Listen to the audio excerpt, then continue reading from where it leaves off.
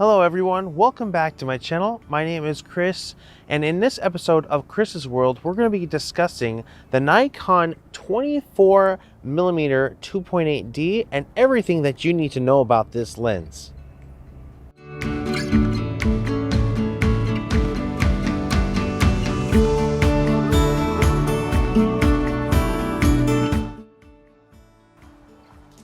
In this review of this lens, I'm going to tell you the good, the bad, and the ugly, so you can go ahead and make a decision to see whether you would like this in your lens collection. Now, first off, just to let you guys know, I'm not being sponsored in any way by Nikon or any other company to make this video. I purchased this lens with my own money. I wanted to basically see how the lens worked and to see what kind of results I would get, because I've always actually wanted this lens. So I bought this lens because I wanted something that was fast, I wanted something that was tack sharp, and I wanted something that was basically wide angled and something I could just throw on my camera and not have to worry about the size of it. While this lens definitely qualifies in those areas, there was something that really disappointed me in this purchase because of what this lens did, and I'll go ahead and tell you that at the end of this video. So for this lens test, I'm going to be using the Nikon D7000, and that is an APS-C crop sensor. And what happens is when you connect the 24mm to the Nikon D7000, because it is a crop sensor, it ends up being around a 36mm, so close to a 35mm. Alright, so let's talk about this lens a little bit. Alright, so this lens does not have an AF motor built in. So you will see on the back of it, it has a little turn key right there. So when you connect it to a camera like the D7000, it will focus with a built-in camera motor. So that's something also to think about. It does have a metal frame, a metal mount. So that's a positive for sure. This has a rubber little focusing grip right here. The lens itself is actually plastic, but it's a thicker plastic, and it does feel pretty heavy because there are a lot of elements built into this lens. So a lot of different glass. I do have a filter on it that I put on it, but generally it does not come with a filter. I'm using a Tiffin filter, and it's all about preference. If you guys don't like filters, then you don't have to use them.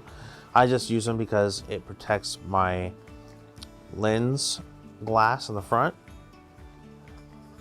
and I just feel better because I can just throw it in my bag like that, and a filter is a lot cheaper to replace than actual lens. But overall, I'd say this lens has a little bit of weight to it, considering that I thought it was more lightweight than this. It's not huge, which is nice, so it's not like bulky, but it has a good little weight to it when you're holding it and in your hands, and it actually feels like a solid lens. It doesn't feel cheap by any means. All right, so now let's talk about the sharpness of this lens. It is a 2.8D lens, and it goes all the way up to f/22. I'm going to go ahead and show you some pictures of what each f-stop does, so then you can understand how sharp this lens can be. Now, since this is a prime lens, it's going to be pretty dang sharp compared to like a telephoto lens. So let's go ahead and check that out. All right, so we have our first image right here. It is basically it's just a film camera that I have, an older film camera. But what we're going to do is we're going to check to see our sharpness and see what is going on here. So it's f2.8 on the 24mm, and if I go ahead and zoom in, you can see I had my focal point basically right here on the Nikon. You can see that everything looks pretty good. It's not too shabby. You can see the dust even on the lens of this camera. Of course, you do have some fall off of like the sharpness. You can see that it's, you know, there is a little bit of bokeh back here, which is nice. There's some bokeh, but you can also see some chromatic abrasion in the bokeh as well. You know, there's just little things that you have to look at when you're doing this. So 2.8 is going to be the wide open part of the lens. the most wide open part of that lens. And overall, it looks pretty decent. It's not bad. Let's go ahead and go to the next image. So now we have f4. f4, you can see that everything looks a little bit cleaner in even the out of focus part of the camera. So say in here, it just, I don't know, it just looks like it's a nice out of sharp background. I mean, out of sharp, not out of sharp, an out of focus background that it looks pretty decent. And you have nice bokeh as well, and the lens itself is really clear, and then so is the focal point. So that's f4 for you, so you can kind of get an idea. You can also see, like in the tablecloth right here, how sharp the little fibers are. But as you can tell, there's still some chromatic abrasion right in here. Let me see if I can zoom in a little bit more. Right in there where the darks hit the highlights. So that's something that you have to think about when you're using this lens. There's also some red chromatic abrasion in there as well. Okay, that's, you know, little things in there that you can also edit out. You just have to take away some of the hue of the red hues when you're editing. Let's go ahead and go to the next image. This is f5.6. Now, as you can see, the background is getting more in focus, and the bokeh is starting to disappear. It's still not bad, but you can tell also that there's, you know, there's some coloring going on in here. Of course, that happens with photography anyway, but you have chromatic abrasion still. And, you know, overall, this is pretty sharp. It's not bad at all. It's actually a nice image. Yeah, it looks pretty good from this point of view. Let's look at the fiber grains. Let's go ahead and see in here. There's a blue down there, of course. Yeah, it looks pretty good for 5.6. Not bad, not bad. All right, let's go ahead and go into the next one. f7.1. Of course, you're going to see that this is all starting to come in focus in the background now. Let's go ahead and zoom in. Looking pretty good. The foreground is looking very nice. It's nice and sharp, nice and clear. And you can tell you have some chromatic abrasion down here still, and you have some chromatic abrasion in here in the strap. And it's kind of all over, to be honest. You have that just little blue or cyan hue in the camera strap, and that's just the light reflecting. But you know, it's an older lens. This lens was made in 1994, so you just have to kind of deal with that kind of stuff if you want this lens. Now, this is just an example of what it can do in a really setup situation. I was using a camera remote, so there was no camera shake at all. Alright, so then you can kind of see it is kind of out of focus a little. It's sharp, but it's not, you know, the little corners right here are kind of out of focus a little bit. Let's go to the next one. F8. Alright, background's getting sharper. Now, if there's things in this image that you see that you like about this, go ahead and, you know, just these images that I'm showing you, go ahead and leave a comment in the comments below, of course. If you see anything that, you know, you want to talk about, go ahead and do that. You're gonna see that this is pretty sharp. It's a pretty sharp lens, and you know, for being an old piece of glass for film cameras, it was actually kind of made for this particular camera right here. This is the N80, which is a film DSLR, or not DSLR, but SLR. But you can see that, you know, it's still pretty sharp. It's not a bad image at all. Just gotta deal with those little things, like right here. You still have chromatic abrasion, of course. It's because back then those lenses, you know, the CPUs in those lenses weren't specifically designed for digital. So let's see. Now we're getting more sharp. This is f11. I want to see if I'm starting to lose any kind of focus or anything over here. So we're pretty sharp right in here. That's nice. You can see all the fibers and all the threading of the tablecloth right here. Still chromatic abrasion though. It's slight though. It's not as much as it was before. So that's something to notice when you're doing this. There's some right there. Not too bad though. Not too bad. Very sharp. See all the dang dust on that camera. Alright, let's go to the next one, F16. Now everything's starting to come more into focus in this, and you can see that hold on. There's no distortion. That's what I really like about this, is that, I mean, of course the table is round, so you're not going to notice, but if there was distortion, you'd probably see the table going a different direction and the edges of the lens. So that's something to notice. Let's see what else here. Yeah, but if you can tell the background, I guess it's, you know, this is kind of out of focus right here. Okay, this is where we start losing it a little bit. So since the lens is closed up more, we're losing this sharpness right here. Okay, and you have more chromatic abrasion. So the sweet spot of this lens is probably going to be more an f11, I would say, because you can tell that we're losing focus right here. Okay, and it's just pointed right here, of course, and you can actually tell down here there's not as much focus, okay, in the foreground right here underneath the lens or anything like that. This is also kind of not as well, it's sharp, but it's not as sharp. It's a little bit foggy in the sharpness compared to, say, an f11. Let's see if we can tell. You can't, it's hard to tell. It is hard to tell. Yeah, but f11 kind of looks not as sharp, but yeah, see how that doesn't look as sharp right there, and you go to f11 and it's sharper.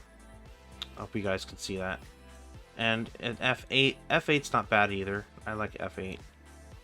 7.1, let's see what 7.1 looks like. Yeah, 7.1 is even sharper. Okay, so I'd say 7.1 to f11 on this lens is pretty nice. Yeah, you have some, from what I can tell, it looks like there might be some chromatic abrasion in the Nikon lettering right there. A little bit when you go into, what is f-stop is this? This is f5.6. So yeah, for being a prime lens, it does have chromatic abrasion. Let's go to f22. Let's see what we got here. Where is it? Here we go, f22. So now everything should be in focus. At least the foreground isn't out of focus as much. You do have like this should be more in focus than this. So it just shows that this lens is not perfect. And that's kind of what I'm getting at towards the end. I'll show you more images and stuff, and I'll give you my conclusion of what I really think of this lens. But yeah, even you can tell in the Nikon lettering, it's not focused. And that's f22. And I had this completely still, and it just, I wasn't very happy with that, to be honest. So yeah, but it's all focused perfectly and everything, you know, and it's just not in focus when the picture was taken, and it was focused. So now there are, of course, different variables. Maybe the fine-tune autofocus is slightly off a little bit, but I did calibrate it, so I doubt it. But if you have this problem, that could be it. If nothing is in focus, then when I first got this lens, the actual lens was out of calibration when I put it on my camera on the Nikon D7000. So I had to do a fine-tune autofocus adjustment. And actually, if you guys are interested in learning how to do that, I have a complete video on my channel for the fine-tune autofocus setting, and I'll give you complete details on how to use it and how to do it. There's even a free document you guys can download to help you calibrate your camera. So go ahead and check that out if you haven't seen that video already. I think it's a very usable, and it works. It's a very good video to watch if you guys haven't already, because it helps you learn how to use your lens more effectively if your lenses are out of calibration, if you're using this camera or any other Nikon that you're having focus issues with. So check it out if you haven't already. Okay, but yeah, this lens surprised me for being a prime, walkable around, lightweight lens. There's only so much you can use, like with the f-stops in this lens, and that was kind of a disappointment for me when I bought this. I was expecting a little bit more, to be honest, because of the hype it got, at least from what I've read. From the images I saw, it's a great street photography lens because it is so lightweight and very wide angle. But yeah, let's get on to the next part of this video. Okay, now that you guys have seen what this lens can do, let me go ahead and show you some real live sample images of how it performs in the real world.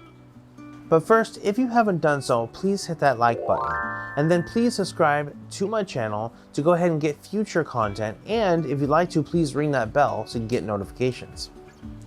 If you do this, it helps out my channel a lot, and it also includes you to be part of this growing awesome photography community that we're building right here on this channel. So please go ahead and do so right now if you haven't already. Alright, let's get back to the video.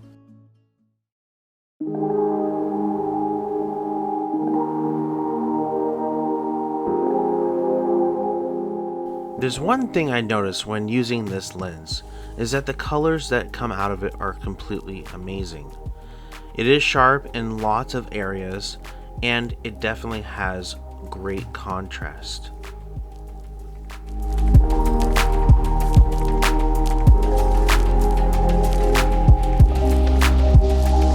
So when I got this lens, I used it for the first time and I had a big problem. And I thought, well, hey, a 24mm would actually be a really cool lens to have. So the problem is it has a massive amount of lens flare. And I didn't know that. I didn't see it in any reviews until later when I looked up the problem. So it has lens flare and it has ghosting. Ghosting is when basically you're getting flare at night from lights that are shining into the lens. And I have a filter on this lens. Even when I took off the filter, I still had this problem and realized it was inside of the lens itself. Alright, so let me go ahead and show you some examples of what I mean by this lens having had lens flare issues.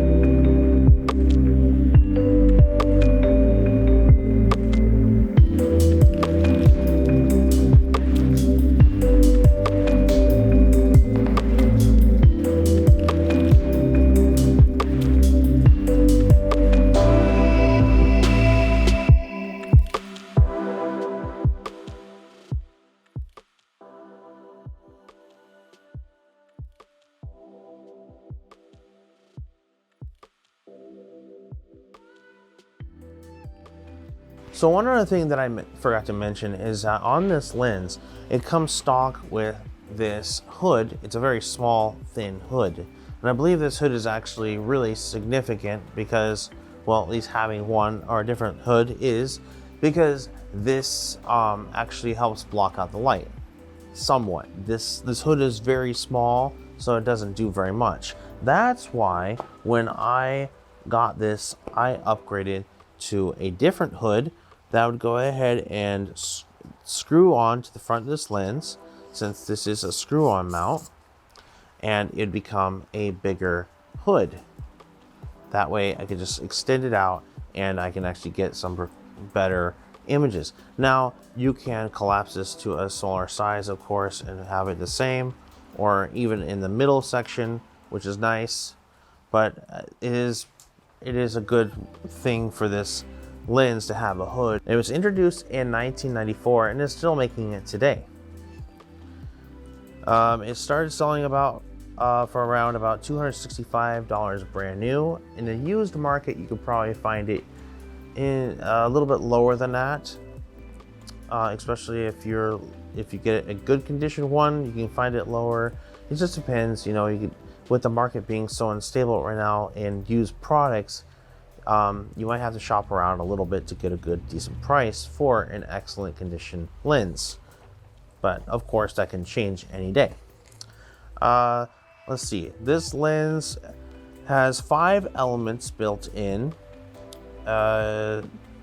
It's into the AFD version, which is what we have right here. They made about 80,000 of these lenses back in since 1994. So that's something interesting. Let's see. Oh, and just so you guys know, the diameter of this is 52 millimeters. So if you guys wanted to get a filter or anything like that, keep in mind that 52 millimeter is the size of what you'll need. Okay. I was actually very surprised with this prime lens how it performs. To be honest, I thought it performed better. When you shoot in high lit situations, unfortunately, you will get some lens flare. And unfortunately, I didn't realize that would happen. It's not because of the filter that I have on there right now. I took the filter off and it still had that as a major problem. That's why I got a bigger hood. This hood might be a little bit too big in some sections, so just keep it down a little bit. You can put it in the middle section right here, so then it's not huge. So that's nice about this hood. So it gives a little more coverage. You can get it longer, but I feel that it would hurt the picture quality. But yeah, the problem with this lens, and it really disappointed me because I had really high hopes for this lens. The fact is that it has really bad lens flare, even at night. You can take a picture at night with lights and you'll get all kinds of ghosting and glare and things that you wouldn't expect from a prime lens. I was very, very surprised. Now, you can get amazing pictures with this lens for sure because it is prime, so it will be very, very sharp in some f-stops. So that's just something to think about as well. I just didn't like the way it performed. I'm not happy with the purchase because of the way it has that lens flare. It's just not fun to deal with when you're editing and you're trying to get good pictures. Now, I'd say this is a good lens for portraits. It definitely would be good for product photography as well. It's not a 50 millimeter, so that means it's going to be wide angle. Alright guys, well, if you liked this video, please hit that like button and please subscribe to my channel. Thank you for watching. I really appreciate you being here and having your support. Please share this video if you liked it, and for future notifications, please tap on that bell. Alright guys, I hope you're all doing well. Please take care, and I'll see you in the next one. Bye.